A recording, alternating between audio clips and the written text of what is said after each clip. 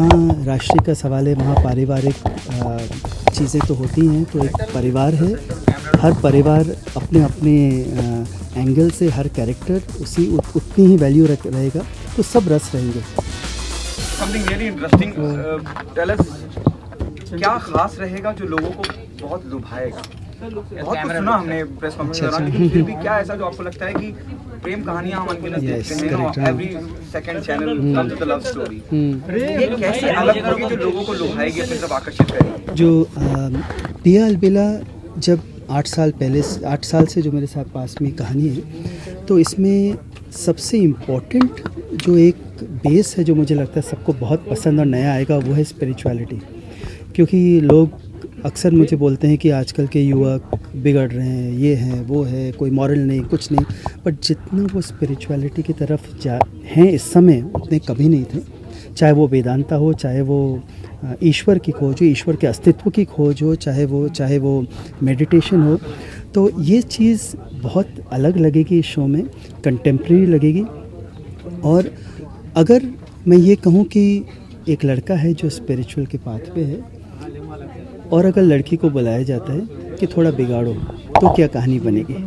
तो ये एक आज की कहानी एक कॉमर्स स्टूडेंट है जिसमें इससे मैथमेटिक्स है, और एक स्पिरिचुअल लड़का है, और एक दोस्ती की कहानी है। हमेशा से जो आपकी फिल्मों में फैमिली ड्रामा देखा जाता है, आपके सीरियल्स में भी, जैसे अभी एक सीरियल जो चल रहा है, तो इस सीरियल में भी क्या ऐसे एक्सपेक्ट करेगी ऑडियंस? हाँ जी, पूरा, क्योंकि जहाँ राष्ट्रीय का सवाल है वहाँ पारिवारिक चीज़ें तो होती हैं। तो एक परिवार है, हर परिवार अपने अपने एंगल से हर कैरेक्टर उतनी ही वैल्यू रहेगा, तो सब रस रहेंगे, चाहे वो श्रृंगार हो, विरह हो, जो हर कॉमन आदमी को ये देखने जो चाहता है वो सब रहेगा। सूरज जी, आपका कभी क्योंकि 8 साल बहुत बड़ा वक्त होता है किसी एक किरदार पे, एक शो के लिए काम करना, कभी आपकी किसी से ऐसे मुलाकात हुई है जो इस तरह का किरदार कभी टकराया है कि भाई बहुत ही धार्मिक है और इस तरह की मुलाकात हो रही है? या बिल्कुल बहुत जीवन से कितने लोग मैं जानता हूँ, स्पेशली यंगस्टर्स, इतने यंगस्टर्स हैं जिन्होंने प्लास्टिक छोड़ा हुआ है,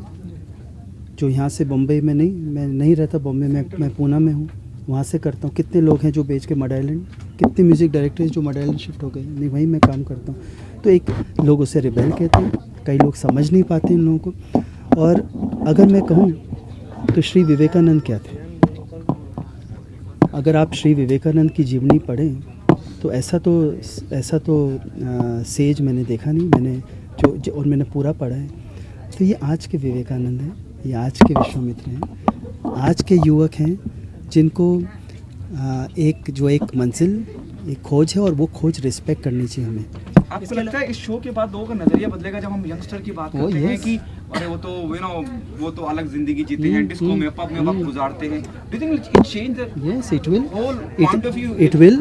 There are questions, and youngsters के जो question है, they need to be answered. You cannot now say कि ये tradition है, tradition is being questioned. तो ये एक स्पिरिचुअलिटी की बात हम करेंगे इसमें, और कैसे स्पिरिचुअलिटी जो है वो आज संसार में रह कर के आपको मेंटेन करना है। Okay, Suraj ji, the last one, what happened with Sanjay Leela Bhansali in Jaipur? Being a part of the industry, you are there in so long, you doesn't need an introduction. Even Rachi doesn't. What's your take on that? Do you think filmmakers are always soft targeted? And he's been targeted twice. Before the time when he was making Jodha Akbar, he was targeted with the same Karni Sena, and the second time he was manhandled. Somebody like Sanjay Leela Bhansali, the national award winner, he get manhandled. What's your take on that, sir?